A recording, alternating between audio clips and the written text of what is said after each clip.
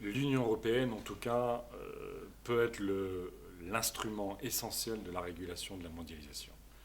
Il est évident que si l'Union européenne, si les pays de l'Union européenne ne se mettent pas ensemble pour combattre le dumping social, le dumping environnemental, les paradis fiscaux, y compris le terrorisme, l'ensemble des dimensions négatives de la mondialisation, de toute façon, on n'y arrivera pas chacun chez soi. Est-ce que l'Union européenne le fait bien aujourd'hui? Elle le fait, j'allais dire, très partiellement. Incontestablement, l'Union européenne, parce qu'elle travaille ensemble, arrive encore à imposer, à défendre un certain nombre de normes. Le modèle social européen, on peut le critiquer, on peut trouver qu'il est insuffisant, on peut trouver qu'il n'est pas suffisamment harmonisé à l'échelle de l'Union européenne, mais ça reste le modèle le plus protecteur à l'échelle internationale. L'Union européenne continue à vouloir défendre l'environnement, pas assez pour un écologiste, mais continue à défendre l'environnement. Ce qui est sûr, c'est qu'aujourd'hui, la mondialisation libérale, le productivisme, le consumérisme à l'œuvre, et le fait que l'Union européenne veuille négocier des accords de libre-échange partout, pourrait remettre en cause cette capacité justement à réguler la mondialisation.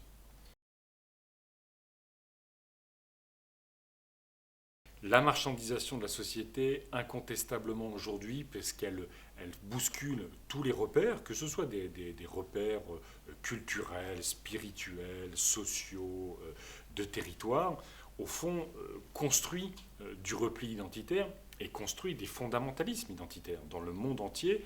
Et on voit, c'est le développement aussi de toutes les extrêmes droites qui combattent l'Union européenne, qui combattent la mondialisation, en utilisant justement cette perte de repères dans le moment. Est-ce que le traité transatlantique, au fond, participe ou pas de ça? Le problème, c'est que le traité transatlantique a dans sa négociation, au fond, les normes, les régulations qui encadrent l'économie et qui encadrent la société. Quand on parle des OGM, quand on parle des services publics, quand on parle de la vie privée, des données personnelles, quand on parle des indications géographiques, de notre alimentation, de la culture, ce sont ces normes et ces règles, ce ne sont pas des normes techniques, ce sont profondément des choix de société qui ont été construits démocratiquement. Et ces choix de société construits démocratiquement ne peuvent pas être marchandés sur la seule base commerciale. Et c'est ça le problème fondamental du traité transatlantique, au fond, c'est que sur la base des intérêts du commerce, sur la base des intérêts des grands groupes et des investisseurs, c'est un grand marchandage de nos choix de société. Et ça, évidemment, ça inquiète terriblement les citoyens, les citoyennes européennes, parce qu'ils y voient, au fond, une perte de souveraineté démocratique.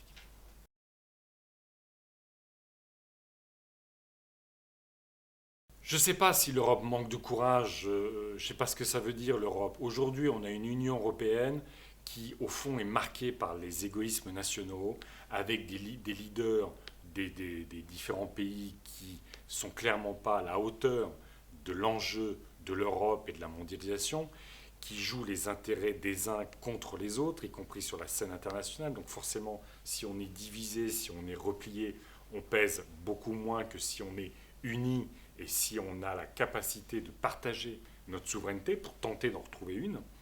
Et donc, au fond, ce qu'il faudrait, c'est un vrai budget européen, parce qu'on n'aura pas de politique industrielle, de politique sociale, d'intégration économique beaucoup plus forte, si on n'a pas un budget européen qui soit, dans les années qui viennent, 5% du PIB européen. Il faut savoir qu'aux États-Unis, on a plus de 25%, donc on est très en retard sur la dimension fédérale de l'Union européenne. Faut qu'on renforce le contrôle démocratique du fonctionnement européen, notamment, on l'a vu avec la crise grecque, l'absence de contrôle européen de la zone euro est une catastrophe absolue où, au fond, ça délégitime toute décision européenne, évidemment quand elle est négative, mais même, au fond, quand elle est positive. Et puis, il faut que les dirigeants européens aient le courage de dire à leurs électeurs les États-nations aujourd'hui ont perdu beaucoup de pouvoir. On sait que le jeu politico-médiatique se joue sur l'État-nation, le pays, la souveraineté nationale. Mais au fond, ce n'est pas là que ça se joue. Ça se joue au plus proche de chez vous, sur l'agriculture, l'alimentation, l'énergie, les transports. Et donc il faut décentraliser, mais dans une mondialisation instable, dangereuse, il faut créer de la souveraineté à l'échelle européenne. Et c'est ça l'enjeu du moment qui vient, c'est d'avoir des dirigeants à la hauteur de l'enjeu qui sont capables d'expliquer l'importance de l'Europe dans les opinions publiques.